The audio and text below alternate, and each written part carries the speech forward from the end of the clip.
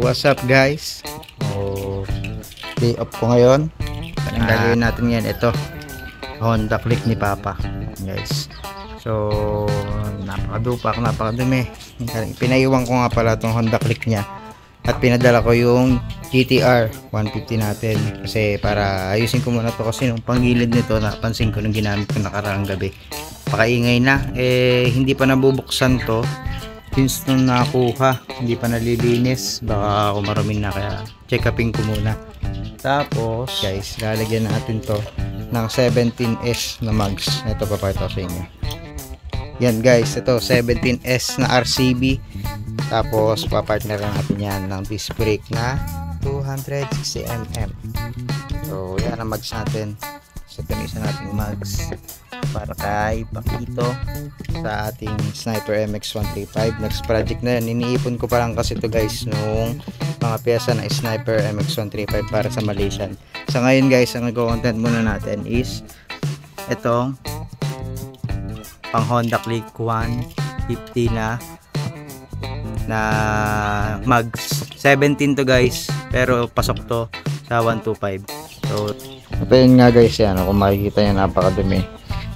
Ultimo susian talaga, madupak. Lilinisin natin to guys lahat para naman naiwan ko talaga kay Papa yan. Pati panggilid nito lilinisin ko na. Tapos ayun nga, kabit na natin yung 17S na mugs. Sana mag plug and play siya. Hindi ko pa rin alam kung plug and play yun, pero nag-research naman ako na plug and play siya. So tara, baklasin natin muna na panggilid nito.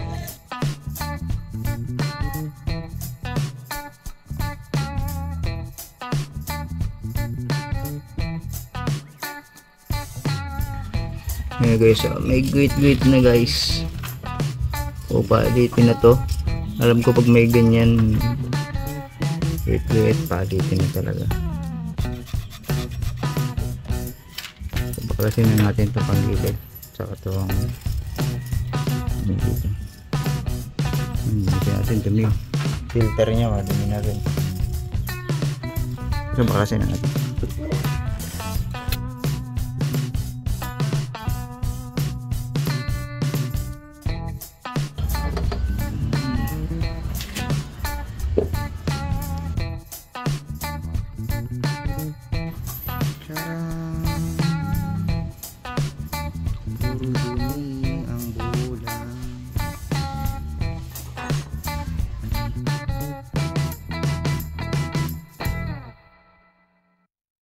So ipapakabit na natin, papakabit ng gulong lang pala, papakabit natin ang gulong. Tayo na lang magkakabit dito sa motor.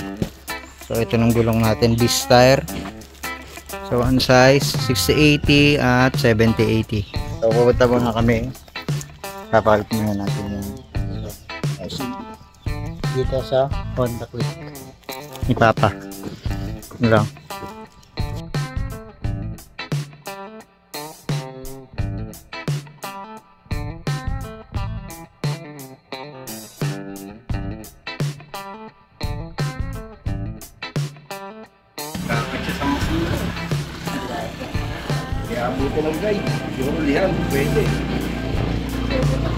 So yun nga guys, hindi pwede yung pangharap kasi 1.4 lang size nun. Hindi raw abutin ng guide ng machine ni Kuya, kaya susungkitin na lang. Itong sa likod may kakabit naman.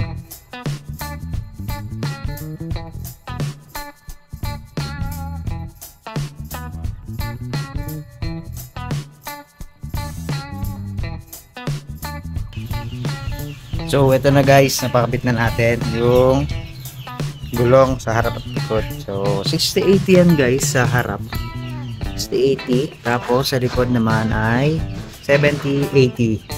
Sa nga 70-80 nakalagay, yun 70-80 yan guys. So RCB tatak ng mugs guys, 1.6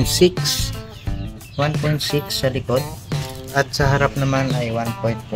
Pang Honda Click 150, pero sukat doon guys. Kaso ang kaibahan kasi sa 125 at 150, no 150 guys, 5 na ang disc. Kaya ito dito sa 125 natin, stock natin is apat lang nung holes niya. So umorder na rin tayo ng display para syempre maporma na rin nung ilalagay natin. So ito ang in-order natin, this CTGR just power na pang peak 155 volts 260 mm. So na-stock natin is maliit, pero ang kagandahan kasi sa disc brake na na-order natin, meron na siyang kasamang bracket. Itong mga bolts na to nilagay ko na lang dyan kasi ito ang kakasya dito. So okay.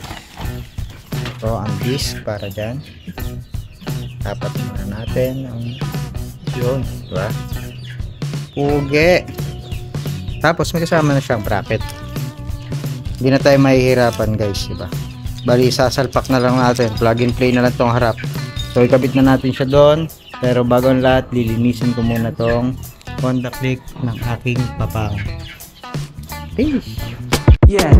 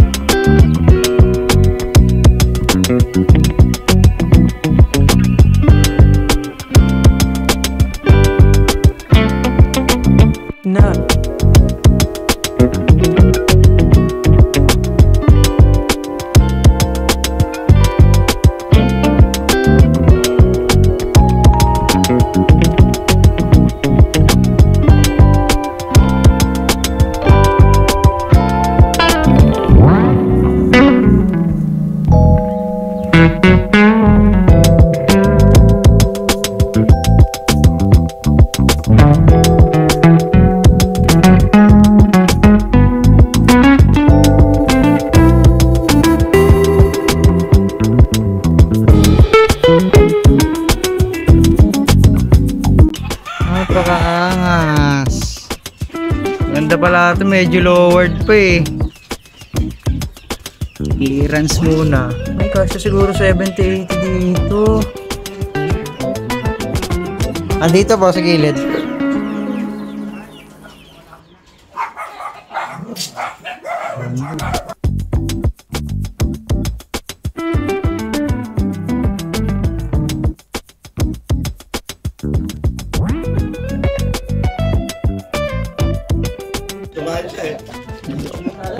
Yun talaga naman pagkainam. Linisin ko muna pala ito guys. At ito lilinisin muna din natin. Tapos papakita ko sa inyo ng buo. Pangas. Baka mamahit kasi motor. Ba't kaya na baka nakakain ng hamda sa paparapagkito. Pangas oh. Wait muna natin guys. Linisin ko muna mabuti ng gilid. Yeah.